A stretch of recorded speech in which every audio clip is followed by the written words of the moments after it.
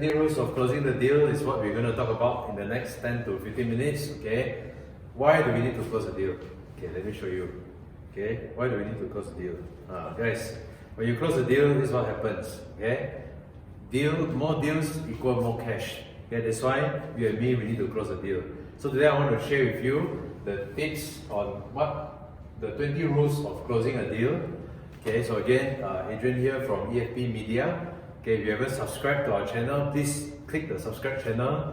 Because this is the channel that will bring you to 6-figure income, 7-figure income, and hopefully 8-figure income. Alright, 8-figure income. Okay, so 20 rules. Number 1 is always remain seated. Okay, you must always be remaining seated when you are dealing with your customer. Okay, because there are no rules that when you're standing up, people don't make decisions when they are standing up. Like when it's an important decision, people make deals when they are sitting down. Okay, so always get your customer seated in a comfortable position. Okay, number 2 is always present your proposal, okay, in writing. So always present your proposal in writing. You need to have a clear, like for me, I use my iPad.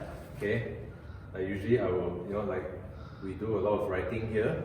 Okay, now with the what do you call this? The iPad.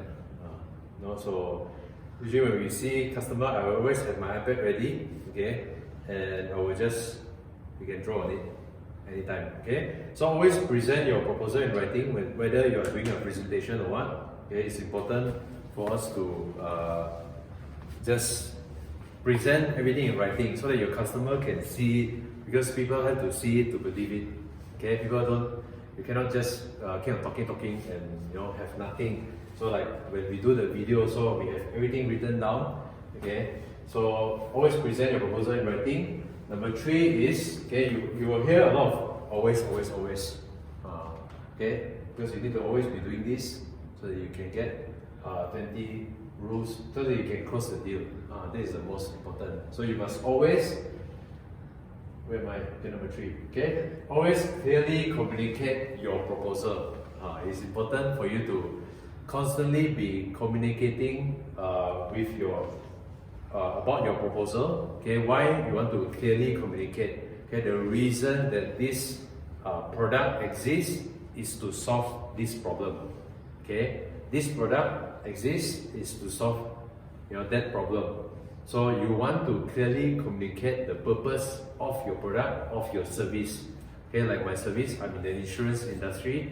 The purpose of my product exists is because people die. So when people die, there will be cause a lot of problem for the living, for the people around them. Okay, so that's why people need to buy insurance. When people are sick, we need to go to see the doctor. A cancer treatment costs about 36,000. Okay, so can we afford 36,000? How many times can you count with 36,000 for one chemotherapy? Okay, so guys, that's why always clearly communicate your proposal. What is the purpose of your proposal? Okay, don't go out of the topic. Number 4, maintain eye contact. Okay, maintain the eye contact. Alright, so it's important for you to stay very focused with your customer. Okay, listen with your eyes and your ears. Okay, so what we usually do is, I've always had this, my mentor teach me, okay, this black thing, okay, can help you to make a lot of money and can cost you a lot of money as well. Okay, so, imagine when you are in the halfway of appointment with your customer and your customer start to take out the phone and scroll the Facebook feed. How do you feel? You get what I mean? So when you don't maintain the eye contact with the customer do not feel important. When people don't feel important, they won't give you the money. Okay, that's number 4. Okay, number 5, always have a pen. Always have a pen available for signing. When everybody, when the salesperson did everything right, from the presentation, from the handling objections, and then at the end, realize that they do not have a pen. Okay, so that's the biggest mistake. So you must always prepare something. So now, like for our industry, we are using the iPad, so you can actually sign on the iPad using your finger. Okay, so but then if can, we still prefer to get a pen. Okay, this pen costs about I think 1,500. Okay, the pen. So invest in your business. All right. Number 6. Okay, use humor to relieve the pressure. You know, sometimes after talking, you know, you feel that customer will feel that, wow, if I don't buy, then what will happen? So you can use some humor to make your customer laugh. Okay, like make the customer feel better. Okay, go off topic a bit and then come back to the topic again. But then don't go off too far. Go off nearer, don't go off in between the line. Okay, so in sales we teach people. Okay, number 7, always ask one more time. For me, is I ask 6 times. Okay, although some people just give up on the first time, because if you understand the selling statistic, 80% of sales are made on the 5th contact. Okay, means that we meet the customer 5 times, on the 6th time we will make the sale. So every time, you know, instead of meeting the customer for 5 times, I just ask the customer 5 times. You know, like I'm immune to rejection. People say no or objections or what. You know, if you want to study about objections, there is the internal and the external. You should watch the video on mastering objections. Okay, that I shoot earlier on. Okay, so that video will tell you about what is the biggest difference between the external objection. A lot of salespeople want to handle the objections, but handle the external only. I cannot buy, you know, I need to think about it, I have no budget. All that can be handled easily. But the internal objections is what cause a lot of agents to stop, to be not successful in sales. Okay, always use humor, always ask one more time, and always have an arsenal of closes. Okay, so in sales, you do not want to repeat one proposal or one purpose. Like in my business, the insurance business, what is the reason people want to save money? Okay, number 1, it can be retirement. Number 2, it can be children education. If you don't plan to retire and do not plan for your children education, how about your own emergency fund? How about saving for your own holidays? Okay, so what is the purpose of you saving? Okay, so you need to go have a different way of approaching the customer and also different type of closing the customer. Okay, what is their purpose? So if you cannot work on their holidays, then can you work on the children education or retirement? So these are the different arsenal of closes. Okay, always stay with the customer. Okay, always stay with the customer and reduce the number of time you leave the buyer alone. What does this mean? Okay, usually in let's say if you are halfway negotiating with the customer, okay, and then you need to fill the proposal. You need to have the ability to fill the proposal and ask questions and talk and still smile. Okay, all this require practice. Okay, you cannot just like leave the customer silent for 10 minutes and then you fill your thing, do your thing. So in that period, usually a lot of advisor will get the customer to say, let me think about it, because it's silent. Okay, during the proposal time, you need to practice your skill that you are so good that you can present, you can fill proposal, and at the same time still ask question. Okay, once you're that good, you know, your chances of closing the customer will increase tremendously. Okay, next. Always stay with the customer, always treat the prospect like a buyer. Like I say, you know, I always tell my consultants, friend, please don't judge the customer based on what you see. Okay, I have prospects that are wearing shorts, okay, wearing singlets, and they are millionaires. Okay, so guys, please don't judge your customer whether somebody is earning 1,000 or 2,000 or 10,000 or 20,000. It doesn't mean anything, because our goal is to go out there and get referral from customer. Every successful salesperson, they are very good at asking for referrals. Okay, so this is the first 10. Okay, number 11, always know that you can come to an agreement. Okay, always know that you can come to an agreement. Our goal out there is to win agreement, never argument. Okay, you argue with your customer, how do you expect somebody to give you the money? Okay, always maintain positive attitude. Okay, a positive attitude. You know, like every time when even customer have some objections, telling you something negative, you know, I teach my consultant, don't gossip about customer, don't talk about somebody else in the appointment, like something bad. Okay, but customer, when they gossip, you have to listen. Okay, you just need to listen, but you don't comment. because you want to maintain your professionalism and your positive attitude.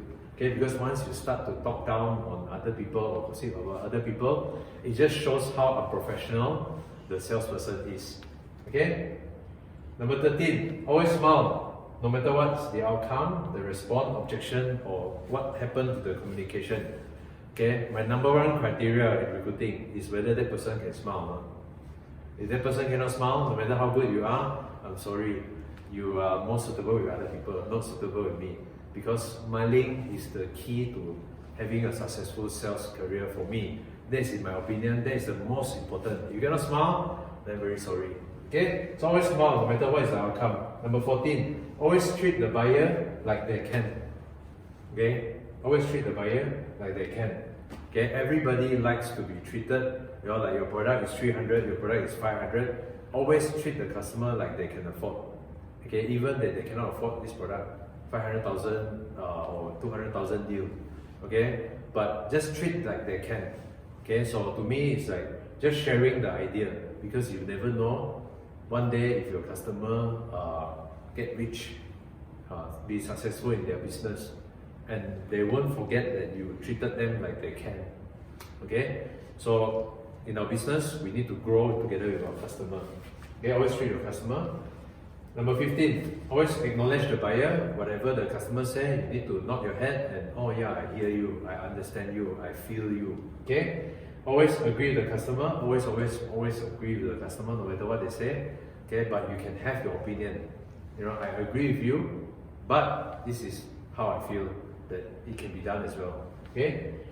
Always look for a solution. The goal of the sales is to help customer to solve the problem, not, you know, like find the problem. You need to have the ability to create the problem and then solve the problem. Like, you know, what is the problem that you want to solve? In my product, you know, everybody gets sick. So if you get sick, do you have a backup plan?